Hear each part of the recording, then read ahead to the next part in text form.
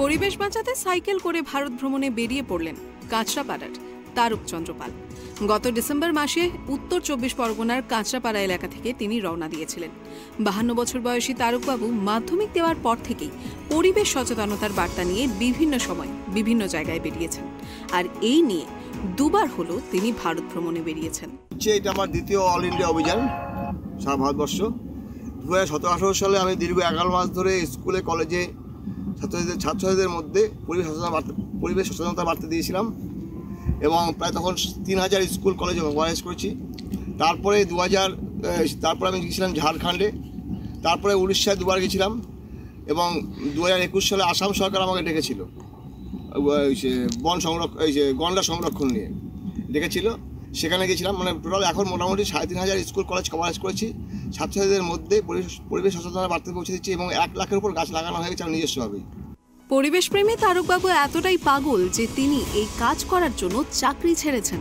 ঝাড়গ্রাম জেলার সাকরাইলের কুলটিকড়িতে পৌঁছে তিনি জানান এটা তার দ্বিতীয় পর্যায়ের ভারত ভ্রমণ। দ্বিতীয়বার অর্থাৎ গত ডিসেম্বর মাসে বেরিয়ে ঝাড়খণ্ড বিহার হয়ে জঙ্গলমহলে। তারকবাবুর কথায় বাঁকুড়া, পুরুলিয়া, ঝাড়গ্রাম, পশ্চিম মেদিনীপুরের কিছু এলাকা যা জঙ্গলমহল নামে পরিচিত। আর এই সময় বসন্তকালে পাতা ঝরে পড়ে, আর কিছু গ্রামের মানুষজন আছেন সেই ঝরা পাতাগুলিকে আগুন লাগিয়ে দেয়। ১০ই ডিসেম্বর বেরিয়েছি কলকাতার কাছড়াপাড়া থেকে, অর্থাৎ কাছড়া উত্তর ২৪ পরগনা থেকে বেরিয়েছি। এর মধ্যে আসাম এবং ত্রিপুরা বর্ডার পর্যন্ত গিয়েছিলাম। তারপরে এদিকে গেছিলাম আমি উত্তরপ্রদেশ, ঝাড়খণ্ড, বিহার এবং মধ্যপ্রদেশের কিছু অংশ ঘুরে আবার চলে এসেছি এদিকে। এবার এখান থেকে উড়িষ্যা দিয়ে যাবো। এটা আমার সেকেন্ড অল ইন্ডিয়া। তার আগে একটা বলে রাখি, আমি ২০২২ সালে গিয়েছিলাম লাদাখে গিয়েছিলাম আমাদের ভারতীয় সেনাবাহিনীতে অভ্যর্থনা নিতে, কারণ সেটা ছিল আমাদের ৭৫ বছর পূর্তি এবং সেই ৭৫ বছর পূর্তি উপলক্ষে গেছিলাম সেখানে।